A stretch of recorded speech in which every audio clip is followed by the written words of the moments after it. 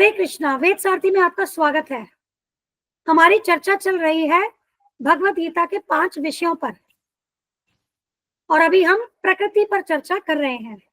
आज हम बात करेंगे भौतिक जगत के प्रलय पर और ये हम 2 वीडियोस की श्रृंखला में आपके समक्ष प्रस्तुत करेंगे और आज हम आपके समक्ष भाग 1 पर चर्चा कर रहे हैं। हमने पिछली वीडियोस के द्वारा यह समझा है कि भौतिक प्रकृति परिवर्तनशील है और जो भी वस्तु भौतिक प्रकृति से बनी है उसका सृजन होता है और अंततः वह विनष्ट हो जाती है। तो उसी प्रकार से ये जो भौतिक ब्रह्मांड है इसका भी सृजन होता है और जब इसकी अवधि समाप्त हो जाती है तब इसका विनाश हो जाता है। प्रत्येक भौतिक वस्तु पर काल का प्रभाव होता है। अब ये जो भौतिक ब्रह्मांड की अवधि है उसकी गणना कल्पों के चक्र के रूप में की जाती है। कल्प ब्रह्मा जी का 1 दिन है अर्थात उनके 12 घंटे और ब्रह्मा जी के इन 12 घंटों में 1000 चतुर्युग के चक्र होते हैं। अब आइए पहले हम ये जानते हैं कि चतुर्युग क्या है। वैदिक समय की गणना 4 युगों के रूप में की गई है जिन्हें चतुर्युग कहा जाता है और इसके अंतर्गत जो 4 युग आते हैं वह हमने यहाँ इस टेबल में दिया है। तो पहला युग है सतयुग। सतयुग वह युग है जिसमें सदाचार, ज्ञान तथा धर्म का बोलबाला रहता है और यह अज्ञानता तथा पाप से रहित होता है। और सतयुग की अवधि यदि हम मानव वर्षों की तुलना में देखें तो सतयुग की अवधि 17,28,000 वर्ष होती है।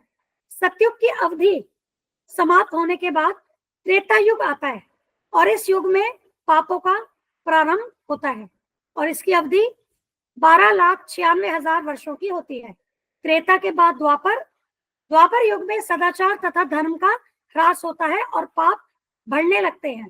इसकी अवधि है 8,64,000 वर्ष और द्वापर के बाद कलयुग की शुरुआत होती है और अभी जिस युग में हम जी रहे हैं यह युग कलयुग है और कलयुग की अवधि होती है 4,32,000 वर्ष और अभी 5,000 वर्ष बीत चुके हैं और कलयुग के 4,27,000 वर्ष अभी बाकी हैं। इस युग में कलह, अज्ञान, अधर्म तथा पाप की प्रधानता होती है। सदाचार प्रायः लुप्त हो जाता है और पाप इतने बढ़ जाते हैं कि इस कलयुग के अंत में भगवान स्वयं कल्कि रूप का अवतार लेते हैं और असुरों का संहार करते हैं, भक्तों की रक्षा करते हैं और कलयुग के समाप्त होने के बाद पुनः सतयुग का शुभ आरंभ होता है। और इन चतुर्युगों के 1000 चक्र ब्रह्मा जी के 12 घंटे बनते हैं अर्थात इन 1000 चक्रों से एक कल्प की अवधि बनती है और इतने ही वर्षों की ब्रह्मा जी की रात्रि होती है। तो अब ब्रह्मा जी के 24 घंटों में कितने चतुर्युग हुए? 2000 चतुर्युग हुए और ब्रह्मा जी की जो ये 24 घंटे की दिन की अवधि है ऐसे कुल मिलाकर के 30 दिन ब्रह्मा जी का 1 महीना बनाते हैं और ब्रह्मा जी के 1 साल में ऐसे ही 12 महीने होते हैं और ब्रह्मा जी की आयु 100 वर्ष की होती है। और अगर हम मानव वर्षों की तुलना में हम देखें तो वह लगभग 311 खरब वर्ष के तुल्य है और इस गणना से ऐसा लगता है कि ब्रह्मा जी की यह जो आयु है वह कभी ना समाप्त होने वाली है, परंतु यह बिजली की चमक की तरह ही अल्प है। श्रील प्रभुपाद बताते हैं कि जिस प्रकार से अटलांटिक महासागर में असंख्य पानी के बुलबुले प्रकट होते तथा लुप्त होते हैं, उसी प्रकार से कर्ण सागर में असंख्य ब्रह्मा निरंतर प्रकट होते तथा लुप्त होते रहते हैं। ब्रह्मा जी तथा उनकी सृष्टि भौतिक ब्रह्मांड के अंग हैं, फलस्वरूप वे निरंतर परिवर्तित होते रहते हैं। अब चलिए ये जो ब्रह्मा जी की आयु है इसकी गणना किस प्रकार से होती है इसे हम समझने का प्रयास करते हैं। तो देखिए ब्रह्मा जी की प्रत्येक दिन की अवधि 12 घंटे 1000 चतुर्युग जो कि 4.32 अरब वर्ष है और इतनी ही अवधि उनकी रात्रि की है 4.32 अरब वर्ष और ऐसे 30 दिन तथा 30 रातें मिला करके उनका 1 महीना बनाती हैं और 1 वर्ष में ऐसे 12 महीने होते हैं और ब्रह्मा जी ऐसे 100 वर्षों तक जीवित रहते हैं। तो अब ब्रह्मा जी की आयु देखिए कैसे हम इसकी गणना करेंगे। 4.32 अरब इसको हम मल्टीप्लाई करेंगे 2 से क्योंकि दिन और रात हमें दोनों का यहाँ पर लेना है और ऐसे ही 30 दिन तो मल्टीप्लाई बाय 30, ऐसे ही 12 महीने तो मल्टीप्लाई बाय 12, ये तो साल आ गए। और ब्रह्मा जी ऐसे 100 वर्ष तक जीवित रहते हैं तो मल्टीप्लाई बाय 100, तो ये आता है 311.04 ट्रिलियन ईयर्स, अर्थात 311.04 खरब साल। श्रीमद् भागवतम में प्रलय के 4 प्रकार बताए गए हैं। इनके विषय में आप श्रीमद् भागवतम के 12वें स्कंद के 4थे अध्याय में पढ़ सकते हैं। तो पहला है स्थायी प्रलय। स्थायी प्रलय हर क्षण काल अदृश्य रूप से समस्त उत्पन्न जीवों के शरीरों को तथा पदार्थ के अन्य सारे रूपों को बदल देता है। हर क्षण जो जीवों के शरीरों में परिवर्तन आ रहा है, या जो भी वस्तुएं भौतिक पदार्थ से बनी है उनके रूपों में जो परिवर्तन आ रहा है, वह स्थायी प्रलय के अंतर्गत आता है। और इसी शरीर के रूपांतर की क्रिया के कारण जीव निरंतर जन्म मृत्यु के स्थायी प्रलय को प्राप्त होता है। और इस जन्म मृत्यु के चक्र से सभी जीव जो इस भौतिक प्रकृति में जन्म लेते हैं उनकी मृत्यु अटल है।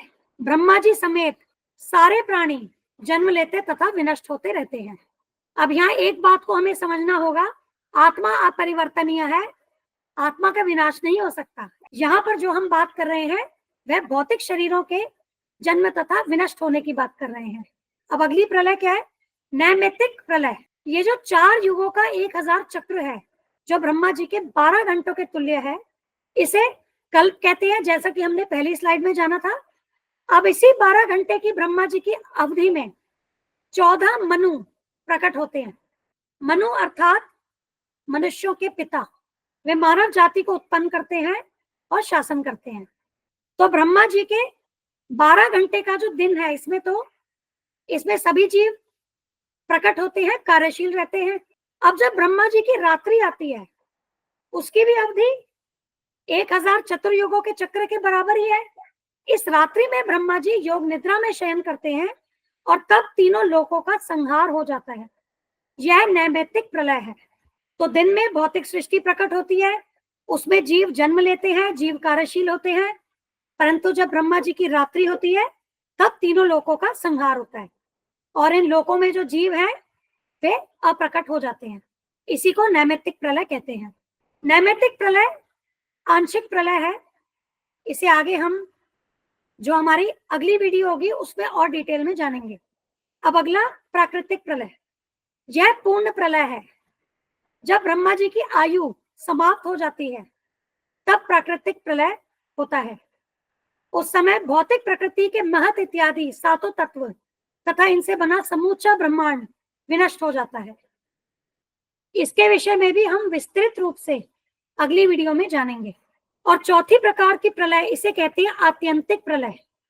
आत्यंतिक प्रलय तब होता है जब आत्मा माया शक्ति के चंगुल से मुक्त हो जाती है और अपने शाश्वत निवास भगवत धाम को लौट जाती है। तो जब जीव इस भौतिक प्रकृति से मुक्त हो जाता है, जन्म मृत्यु के चक्र से मुक्त हो जाता है, इसी को आत्यंतिक प्रलय कहते हैं। और ऐसे में वह जीव भौतिक प्रकृति से सदा के लिए मुक्त होकर के अपने शाश्वत निवास भगवत धाम को प्राप्त करता है। आज की वीडियो में हम अपनी चर्चा को यहीं समाप्त करते हैं। हम नैमित्तिक प्रलय तथा प्राकृतिक प्रलय के बारे में अपनी अगली वीडियो में विस्तृत रूप से चर्चा करेंगे। धन्यवाद।